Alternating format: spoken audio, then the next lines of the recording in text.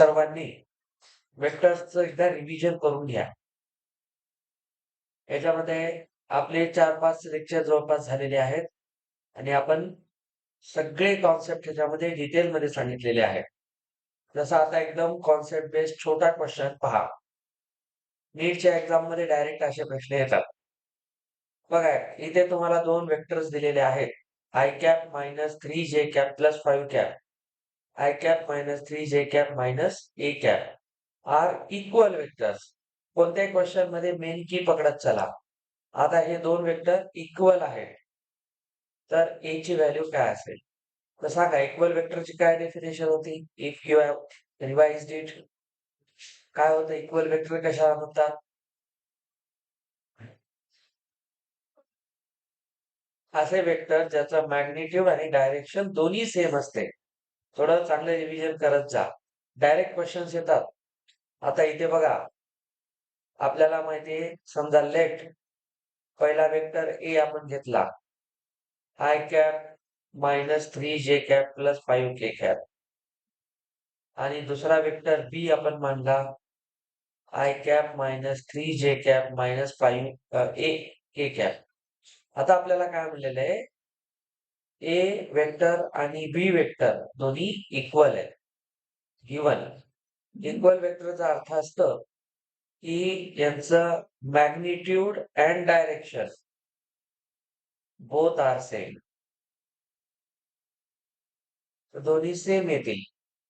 याचा अर्थ असा आहे की हा वेक्टर आणि हा वेक्टर एक्झॅक्टली मॅचिंग आहे. आता मॅग्निट्यूड काढत बसण्याची काही गरज नाही.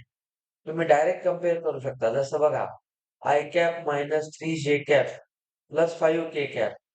इकडे i cap minus 3 j cap minus a k cap. तुम्ही पहा आय कॅप सेम आहे. दोघांचा कोएफिशियंट +1 -3 आता इथं +5 इथं मायनस आहे. तर तुम्ही जर कम्पेअर केलं कंपेअरिंग बोथ साइड्स तर आपल्याला काय लक्षात येतं की जो मायनस ए आहे ठीक आहे नाही मायनस ए हा 5 ला सेम आहे. समजलं? विथ साईन घ्यायचं. जसं ए चे इथं निगेटिव्ह ए आहे आणि 5 पॉझिटिव्ह आहे. तर मायनस ए 5 ला सेम असेल तर ए कशाला इक्वल होईल? -5 ला. So value of A is -5. Concept पकडायचा. हळूहळू याची लेवल वाढत जाईल. एकदम बेसिक क्वेश्चन आहे. ठीक आहे? 2 वेक्टर इक्वल आहेत याचा अर्थ त्यांचं मॅग्निट्यूड आणि डायरेक्शन सेम असेल. चलो नेक्स्ट. सॅटर्डे आहे, वेळ कमी असतो आपल्याकडे. Find the unit vector of this vector. Unit वेक्टरची काय डेफिनेशन होती? आपल्याला माहितीये युनिट वेक्टर काय असतो? Any vector whose magnitude is 1. समजा आपण एक वेक्टर मानला ए, त्याचा युनिट वेक्टर काढायचा आहे ए कॅप.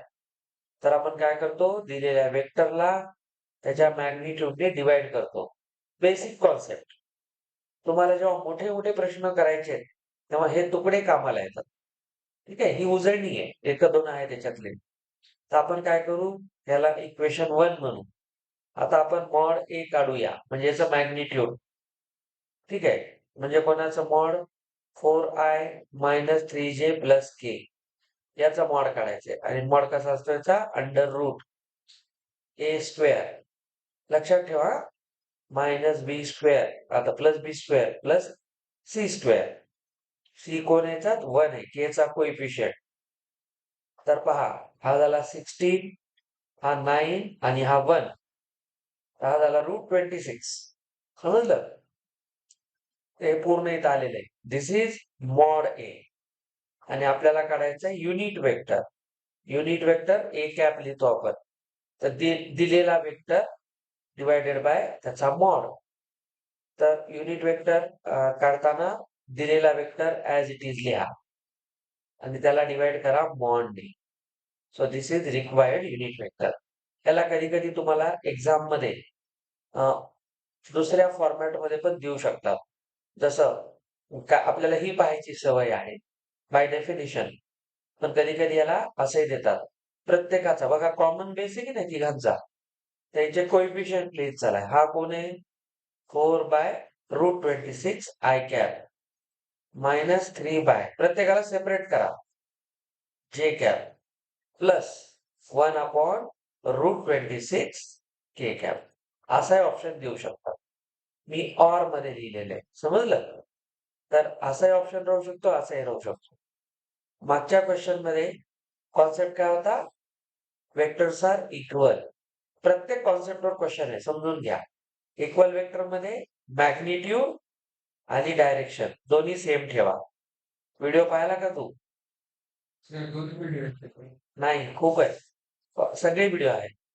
कालचा पण मी दुपारी अपलोड केला तुम्हाला रिवाइज करता यावा म्हणून. मला एक दोनच व्ह्यू दिसले. 4 जणांनी पाहिला असेल तर 4 व्ह्यू दिसायला पाहिजे. हे पहा, कारण याच्याशिवाय तुला नाही कळणार. तर हा पहिला इक्वल वेक्टरचा क्वेश्चन होता. हा युनिट वेक्टरचा क्वेश्चन आहे. प्रत्येक क्वेश्चन मध्ये नेमकं काय हे पाहत चला. कॉन्सेप्ट रिवाइज होतात. युनिट वेक्टर काढायचा असेल तर वेक्टर डिवायडेड बाय मॅग्निट्यूड हे नेहमी लक्षात. आणि कोणत्याही वेक्टरचं मॅग्निट्यूड असं काढायचं पायथागोरस लावून अंडर रूट करून. ठीक आहे, चलो नेक्स्ट. आता बघा, हळूहळू क्वेश्चन ची लेवल वाढत जाईल. काय बघा, काय म्हणतो हा क्वेश्चन?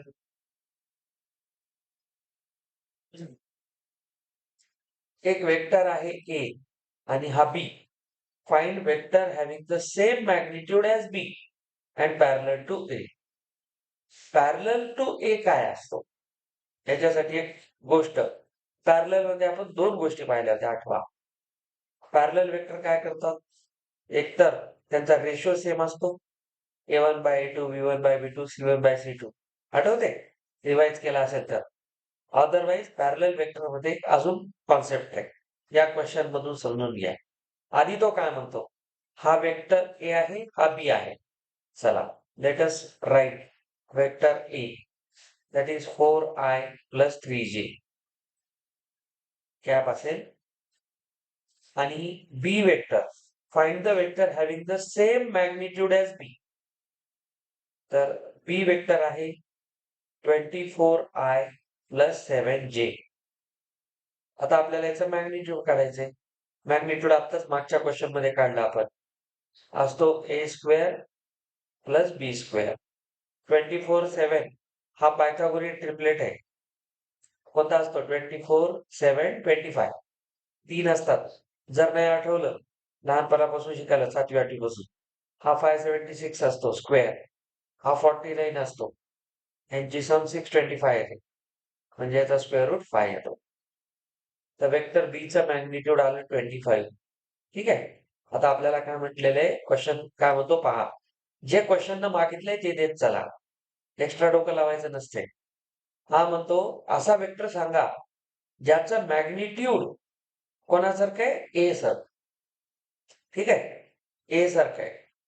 आता सिंपल लॉजिक आहे, सिंपल लॉजिक आहे. आणि तो ए ला पॅरलल आहे. पॅरलल वेक्टरची काय डेफिनेशन होती? सर, पॅरलल वेक्टरची डेफिनेशन होती, नीट बघा. पॅरलल वेक्टर ज्याची डायरेक्शन सेम असते, फक्त डायरेक्शन सेम. इक्वल वेक्टर मध्ये डायरेक्शन आणि मॅग्निट्यूड दोन्ही सेम.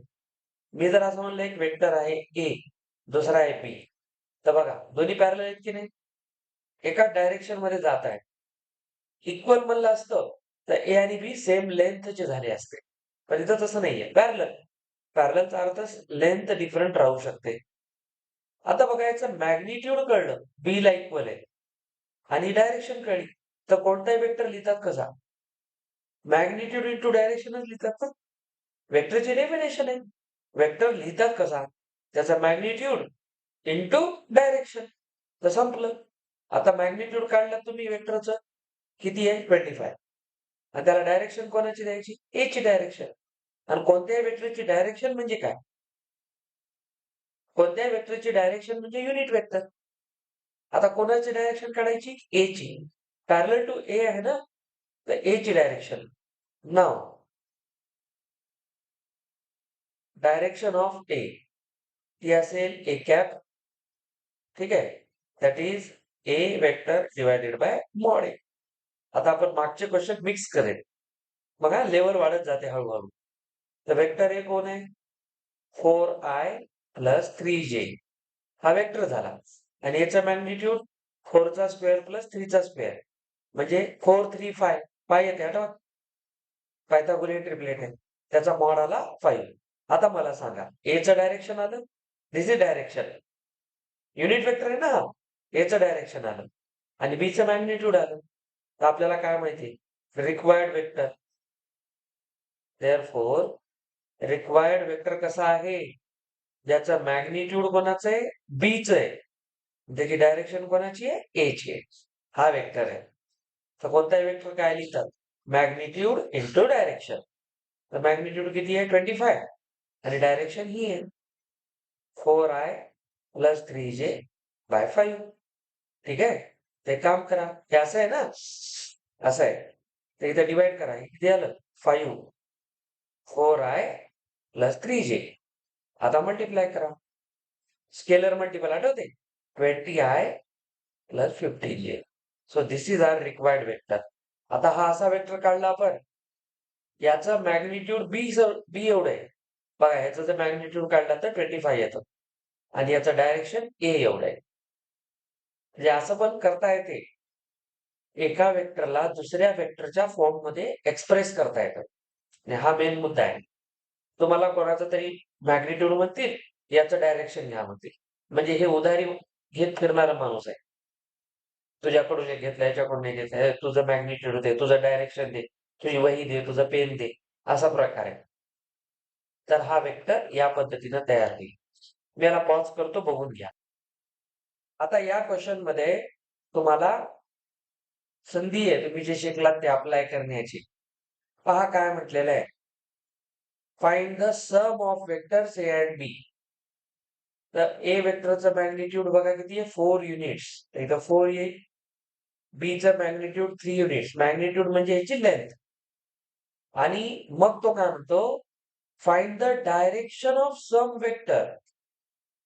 सम काय असते रिझल्टंटचं डायरेक्शन काढायचंय टॅन अल्फा आठवा क्वेश्चन कडे लक्ष द्या पॅरलोग्राम लॉ काय होता सर पॅरलोग्राम मध्ये हा तुमचा ए असा होता बी असा होता आपण बी ला इकडे आणतो आठवा पॅरलली शिफ्ट केलं होतं बी ला ठीक आहे हा बी हा ए मी तुम्हाला मुद्दाम आठवण करून देतो याला पुढे वाढवलं होतं आठवते आणि तुम्ही एक परपेंडिक्युलर टाकला होता हा वेक्टर बी होता सर हा बी साइन थिटा होता आणि हा इथपर्यंत हा एवढा बी कॉस थिटा होता आठवते आणि इथे दोन वेक्टर मधला अँगल होता तो किती आहे इथं 60 आहे ही आपल्याला ऍक्च्युली कॉन्सेप्ट आहे आणि हा तुमचा वेक्टर ए आहे पॅरलली शिफ्ट केलं होतं आपण हेच चला आता काय म्हणतो डायरेक्शन काढा डायरेक्शन कशी येईल सॉरी आधी सम काढा सम कशी येते हा सम सम म्हणजे रिझल्टंट वेक्टर तो काय होता under root a square plus b square plus 2ab into आहे की नाही आणि कॉस थिटा कॉस 60 आहे मी तुम्हाला काही अँगल्स लिहून दिले होते आता तुमची सगळी तयारी आहे तुम्ही फक्त क्वेश्चन सॉल्व्ह करा हे 9 16 हे 24 आणि कॉस 60 हाफ असतो साइन 30 ला इक्वल असतो आत्ताच आपण अलाइड अँगल ते मॅथ मध्ये शिकायलो तर इथून किती आला 12 ते किती झाले 25 12 37 आलं लक्षात हा आला आपला resultant vector this is the sum this is the sum आठवा रिझल्टंट कुठे आहे सर रिझल्टंट असा जातो आठवते हा रिझल्टंट पॅरलोग्राम लॉ आणि रिझल्टंटने केलेला अँगल हा असतो तो किती होता अल्फा आता तुम्हाला जर समची डायरेक्शन काढायची तर काय काढायचंय फॉर डायरेक्शन वी यूज लक्ष द्या शिकवताना लिहू नका फार येत असल्यासारखं करत जाऊ नका टॅन अल्फा टॅन काय असतो ऑपोजिट हे पाठ करून टाका बी साइन थिटा खाली ए प्लस बी कॉस थिटा आठवते ए प्लस बी कॉस थिटा चला बी कोण आहे सर बी 4 आहे दिसतो बी 3 आहे सॉरी बी 3 आहे तर 3 साइन 60 दिसला आणि खाली ए कोण आहे 4 प्लस 3 कॉस 60 ही डायरेक्शन आहे सगळं आलं पाहिजे तर साइन 60 असते √3/2 आणि हा 4 प्लस कॉस 60 असते 1/2 चलो तर इथून किती येते 3√3/2 आणि इथे किती येतो 4 प्लस 3/2 एलसीएम घ्या इथे 3√3/2 आणि ते 8 आणि 3 11 11/2 त्याला रिव्हर्स केलं तर 2/11 येतं रेसिप्रोकेट करा 2 2 कॅन्सल तर फायनली आपल्याकडे काय आला टॅन अल्फा आला किती आला तो 3√3/11 वाकडा तिकडे अँगल आहे तर त्याचा आन्सर डायरेक्ट कसं लिहायचं सर अँगल लिहिताना आपण टॅन इनवर्स लिहितो आठवते आणि मग इथे लिहितो 3√3/11 दिस इज द रिक्वायर्ड आन्सर आता हा बेटर क्वेश्चन होता याच्यात सगळ्या गोष्टी आलेल्या आहेत बघा मी एकदम सुरुवात बेसिक पासून केली इक्वल वेक्टर युनिट वेक्टर असा एक वेक्टर ज्याचा मॅग्नेटिव्ह डायरेक्शन ह्याच्यासोबत आहे लेवल कशी वाढत जाते बघा मग हळूच आपण आता त्याच्या मागच्या क्वेश्चन मध्ये इथं आलो आता इथून तुम्ही सम काढायला सुरुवात केली चला त्याचाच भाऊ आहे हा सेम क्वेश्चन आहे पण काय तुम्हीच बघा फाइंड द सबट्रॅक्शन मागच्या क्वेश्चन मध्ये सम होती सबट्रॅक्शन ऑफ ए अँड बी आणि find the direction of subtraction vector sir काहीच फरक नाही प्रश्नात विचार करा काय होतं सबट्रॅक्शन मध्ये हा प्लस 2ab कॉस थिटा लिहितो -2ab कॉस थिटा लिहितात तिथं फक्त चला करा आता हा क्वेश्चन या क्वेश्चन मध्ये आपण इथे प्लस घेतलंय लक्षात येते ए प्लस बी कॉस थिटा सबट्रॅक्शनच्या क्वेश्चन मध्ये इथं मायनस होतो बघ कारण बी हा निगेटिव्ह होणार आहे सेम प्रोसेस आहे पहा इथे तुम्ही समजून घ्या परीक्षेत येईल तुम्हाला नंतर असा प्रश्न आता आपल्याला आधी काय काढायचं आहे डिफरन्स तर रिझल्टंट वेक्टर येतो बघा ए स्क्वेअर ए 4 आहे प्लस बी स्क्वेअर -2ab आणि इथे येते कॉस थिटा सेम आहे इथं फक्त मायनस आला तर हा किती झाला पहा ए 16 प्लस 9 25 झाला आणि इथे येते -24 आणि इथे आला हाफ ते आलं 2 तर इथे येते √23 झालं √23 आलं आता तुम्हाला काढायचं आहे अँगल अँगल काय होता टॅन अल्फा किती होता सर बी साइन थिटा होता समोर आठवते आणि खाली किती होता ए मायनस बी कॉस थिटा चला बी किती आहे 3 साइन 60 आणि खाली ए आहे 4 -3 कॉस 60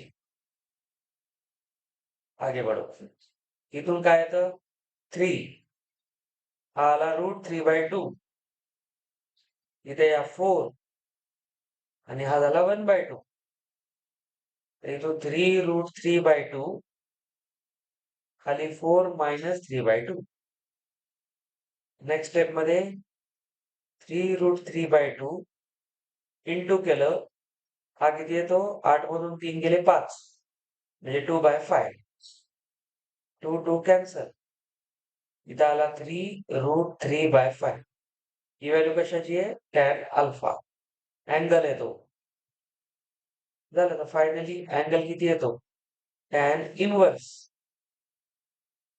3√3/5 संपलं हा एक महत्वाचा क्वेश्चन आहे मग मी एक सम आणि सब डिफरन्स दोन्हीचा एक एक टाकला इथे चलो नेक्स्ट. हा, त्याचा मॅग्निट्यूड काढायचा आपल्याला. मॅग्निट्यूड काढायचं, पण काय कंडिशन आहे? 2a मायनस 3b चा मॅग्निट्यूड काढायचंय. ए दिलाय, बी दिलाय. सिंपल आहे. चला, वेक्टर ए किती आहे पहा, सोपा आहे. आय प्लस जे मायनस 2k आणि वेक्टर बी आहे 2i मायनस जे प्लस के. आपल्याला आधी 2a काढायचा. 2a चा अर्थ 2 टाइम्स ए, आलं, मायनस 2k किती येतो? 2i plus 2j minus 4k. आता घ्यायचा आहे 3b, म्हणजे बी वेक्टरची ट्रिपल स्केलर वेक्टर आहे, आलं लक्षात? इथे स्केलर मल्टिपल आहे. किती येतं? 6i minus 3j plus 3k. हा आला तुमचा. आता काय करा म्हणतो? 2a मधून 3b मायनस करा म्हणतो.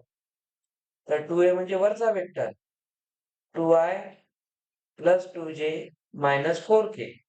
मायनस करताना साईन बदलतात. इथून किती येतं? 6i, हा होईल प्लस 3j आणि हा होईल मायनस 3k. तर लाईक टर्म्स घ्या. 2i minus 6i minus 4i plus 2j plus 3j plus 5j minus 4 minus 3 minus 7k. हा आला 2a मायनस 3b. आता तुम्हाला याचं मॅग्निट्यूड काढायचंय. तर मॅग्निट्यूड कसं असतं याचं? कोणत्याही वेक्टरचं मॅग्निट्यूड सर अंडर रूट असतं ए square plus b square plus c square. संपला क्वेश्चन. हे झालं इथं 16, 25 आणि इथे 49. हे झाले 41 प्लस 49, दॅट इज रूट 90. ठीक आहे, रूट 90. त्याला तुम्ही असे लिहू शकता. रूट 90 ला 10 इंटू 9 लिहा. 9 चा स्क्वेअर रूट बाहेर घ्या. मॅग्निट्यूड आहे 3 रूट 10. काय केलं कळलं? आधी आपल्याला दोन वेक्टर्स दिले. क्वेश्चन म्हणतो 2a मायनस 3b चा मॅग्निट्यूड काढा. तर आधी a चा डबल केला, b चा ट्रिपल केला, दोघांचा डिफरन्स घेतला आणि आलेल्या वेक्टरचा मॅग्निट्यूड घेतला. कोणत्या एक्झाम मध्ये एवढं फिरवतात? आता ह्याच्यात माझ्यासारखा टीचर काय केला असता? एवढं करायला लावून एक असा वेक्टर सांगा ज्याचं डायरेक्शन या दोन वेक्टरच्या प्रोडक्टला इक्वल आहे, असं काहीतरी मी सांगितलं असतं. 4 मार्क फुकट दिले नसते. लक्षात ठेवा, तुम्हाला प्रत्येक टाईपने फिरता आलं पाहिजे क्वेश्चन सोबत. चला, अँगल काढायचा आहे दोन वेक्टर मधला विथ वाय ऍक्सिस. हा कॉन्सेप्ट समजून घ्या. सोपा प्रश्न आहे, पण एक नवीन कॉन्सेप्ट आहे, तुम्ही शिकाल.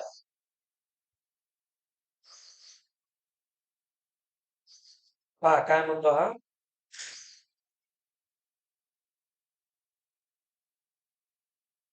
Find the angle that vector makes with Y axis.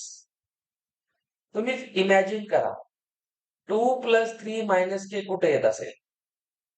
आधी कॉन्सेप्ट समजून घ्या, कारण हे नुसतं कॅल्क्युलेशन करून आन्सर येत नाही, म्हणजे कळत नाही. आपण तिन्ही ऍक्सिस काढूया फॉर बेटर अंडरस्टँडिंग. असे होते, आठवते?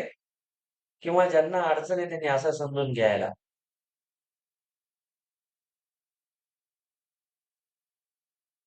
पण असं काढत होतो, आठवते? हाय, आता इथे काय म्हणतं? लेट से हा जो प्रकार आहे, इकडे आय कॅप प्लस मध्ये आहे, हा जे कॅप आहे आणि हा के कॅप आहे.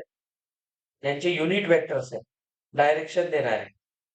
ए वेक्टर कोणता आहे? 2i, 2 प्लस आहे म्हणजे तो या डायरेक्शन मधला आहे. 3j वर जाणार आहे आणि मायनस के कुठे? इकडे असतो. म्हणजे असं समजा की आपला जो वेक्टर आहे तो एक्स मध्ये 2 चाललोत आपण, वाय मध्ये 3 चाललो आणि इकडं फक्त 1 चाललो.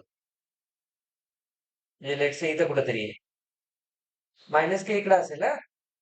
हा प्लस के असतो. हा पॉझिटिव्ह एक्स ऍक्सिस आहे. हा पॉझिटिव्ह वाय आणि हा पॉझिटिव्ह झेड. आता हा जो वेक्टर आहे ना, हा वेक्टर आपण जर याचा पोझिशन वेक्टर घेतला तर तो असा आहे. हा रिक्वायर्ड वेक्टर आहे हा. आता तुम्हाला काय म्हणतो, या वेक्टरने वाय ऍक्सिस सोबत केलेला अँगल सांगा. आता इमॅजिन करा, वाय ऍक्सिस सोबत म्हणजे हा अँगल सांगा. कळलं? काय गेलं डोक्याच्या वर? काही अवघड नाही. मी डायरेक्टली सांगू शकलो असतो फॉर्म्युला देऊन, पण त्याला अर्थ नाहीये. आठवा काय असते फॉर्म्युला? कोणत्याही वेक्टरचा अँगल कसा काढतात रिझॉल्व्ह करून? जिधर थीटा उधर कॉस थीटा. है की नाही? अरे बाबा, इकडे कोणता वेक्टर असेल? ए वाय. वाय ऍक्सिस कडे जाणारा वेक्टर. आणि इकडे थीटा आहे की नाही? वाय ऍक्सिस सोबतचा थीटा काढायचा आहे. तर तुम्ही काय लिहिणार? या वेक्टरचा कोणता कॉम्पोनंट घेणार? हा तुमचा ए वेक्टर होता. त्याचा वाय वर पडणारा कोणता कॉम्पोनंट आहे? सर, याचा कॉम्पोनंट येतो ए वाय कॉस थीटा. आठवते? आणि खाली ए साइन थीटा पडला असता. ए चा ए वाय कॉस थीटा आणि इकडे खाली पडला असता. आता याच्यावरून एक डायरेक्ट फॉर्म्युला आता लक्षात घ्या काय म्हणायचं मला. कॉस थीटा हा अँगल असतो. दिसला? त्याचा कॉस थीटा घेतात. कोण घेतला? ए वाय. आणि हा काय? सांगा. ए वायचा कोणता कॉम्पोनंट इकडे येऊ लागला? ए कॉस थीटा येऊ लागला की नाही? ए चा कोणता कॉम्पोनंट वाय वर जातोय? आठवा. ए चा ए वाय ए कॉस थीटा जातोय. ए कॉस थीटा कोणाला इक्वल आहे? ए वाय ला. या वेक्टरकडे याचा कोणता तुकडा चाललाय? ए वाय. म्हणजे बघा, ए कोण होता? सर तो होता ए वाय कॉस थीटा. तर सांगा ए वाय काय झाला? सर ए वाय काय झाला? सॉरी, उलटं लिहिलं मी. आपल्याला काय पाहिजे? ए वाय पाहिजे. ए वाय कोण होता? सर ए चा कॉम्पोनंट. ए चा कोणता कॉम्पोनंट आहे? ए कॉस थीटा. मग सांगा बरं, हेच लिहिले की नाही आपण? झालं, अँगल काढायचा आता तुम्हाला. तर वर काय लिहितोय आपण? Vector A Y. सांगा याच्यात वायच्या डायरेक्शन मध्ये कोणता वेक्टर आहे? 3 आहे 3. Y Y. हा एक्स, हा वाय, हा झेड. आता कधी तुम्हाला पुढच्या प्रश्नात काय दिलेलं असेल? कोऑर्डिनेट ऍक्सिस सोबत सांगा, म्हणजे तिन्ही ऍक्सिस सोबत. हे आहे पुढच्या मोठ्या क्वेश्चनचा बेस. इथून तुम्ही आता एकेका वेक्टरला एक्स वाय झेड मध्ये रिझॉल्व्ह करायला शिकणार. आणि इथून खरा पार्ट सुरू होतो. HC वर्माचे काही इतके क्लास क्वेश्चन आहेत. तिथे रिझॉल्व्ह करता येत आलं तुम्हाला की वेक्टर मध्ये तुम्ही मास्टर बनता. तर समजून घ्यायला कसं करतात. तर कॉस थिटा काय असतो? ए वायचं मॅग्निट्यूड आणि ए चं मॅग्निट्यूड. ए वायचं मॅग्निट्यूड तर 3च आहे ना. हे दोन्ही मॅग्निट्यूड आहे. These are not vectors. कारण कॉस थिटा काय असतो? कॉस थिटा काय वेक्टर आहे का? कॉस थिटा एक कॉन्स्टंट नंबर आहे. त्याच्यामुळे हा पण कॉन्स्टंटच येईल. तर खाली 3 आणि खाली आहे ए चं मॅग्निट्यूड. ए म्हणजे पूर्ण वेक्टर. तर पूर्ण वेक्टर काय असते? ए square plus b square plus c square. समजे? हा 3 किती झाला? 4 प्लस 9 प्लस 1. हा झाला √40. तर सांगा कॉस थिटा किती आला? 3/√40. तर थिटा किती आहे? Cos inverse. This is the angle between vector A and y axis. म्हणजे हा अँगल काढला आपण. तो एवढा होता. कळलं का? चला काय काय केलं सांगा. सांग सोम काय केलं आपण? काय केलं या प्रश्नात? हा सर बरोबर सांगत होते वाटेल. कॉस थिटाच का घेतला? साइन का नाही घेतला? त्या प्रश्नाचं उत्तर. जिकडे थिटा तिकडे कॉस थिटा कॉम्पोनंट असतो. आपल्याला कुठे जायचं होतं? वाय ऍक्सिस सोबत. हा क्वेश्चन कुठे जाईल? ए चा कोणता कॉम्पोनंट जाईल?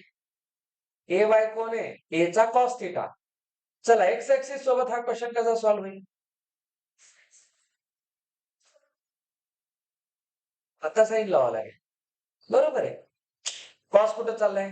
वाय ऍक्सिस कडे. जर ए वाय कॉस थिटा असेल, तर खाली ए एक्स साईन राहील ना?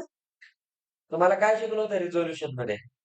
असा जो वेक्टर असतो, जिकडे थिटा तिकडे कॉस टाका आणि त्याच्या ऑपोजिट कडे साईन टाका.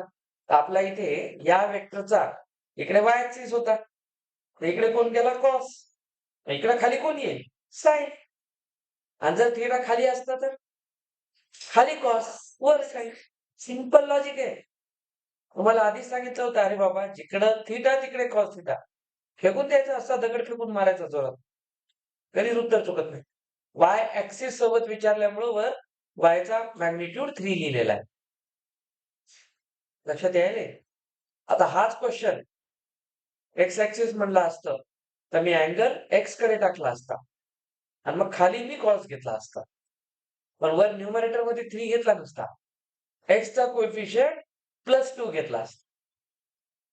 एक्स सोबत आणि झेड सोबत घेताना -1 घेतला असता. बस संपलं. आता हा मुद्दा आहे. तुम्ही रिझोल्यूशनचे क्वेश्चन ट्राय करू शकता. एखाद्या वेक्टरला रिझॉल्व्ह करणं म्हणजे काय? वेगवेगळ्या ऍक्सिस मध्ये. पुढे चालून न्यूटन लॉज ऑफ मोशन मध्ये याचं प्रचंड काम आहे. Lami's theorem.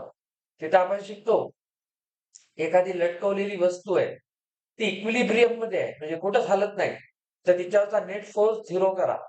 तर वेगवेगळ्या डायरेक्शनचे फोर्स दाखवतात, त्यांचे वेक्टर्स तिथे घेऊन इक्वेट केले जातात. तर त्याला रिझॉल्व्ह करावं लागतं. एवढं दिलेलं नाहीये. दिस इज नॉट टाइमपास. समजलं याच्यात काय केलं ते? चलो, लास्ट क्वेश्चन. भरपूर घेतलंय. हा, तयार करून ठेवलंय रात्री तुमच्यासाठी. वेक्टर दिलाय, फाइंड मॅग्निट्यूड ऑफ ए. काढता येते? युनिट वेक्टर अलॉंग ए काढता येते? आणि त्याचा angle made with coordinate axes, म्हणजे तिन्ही ऍक्सिस सोबतचा काढायचा. हा क्वेश्चन होमवर्क म्हणून घ्या लिहून. त्याला ट्राय करा घरी, कारण हा लास्ट क्वेश्चन आहे आपला आजचा.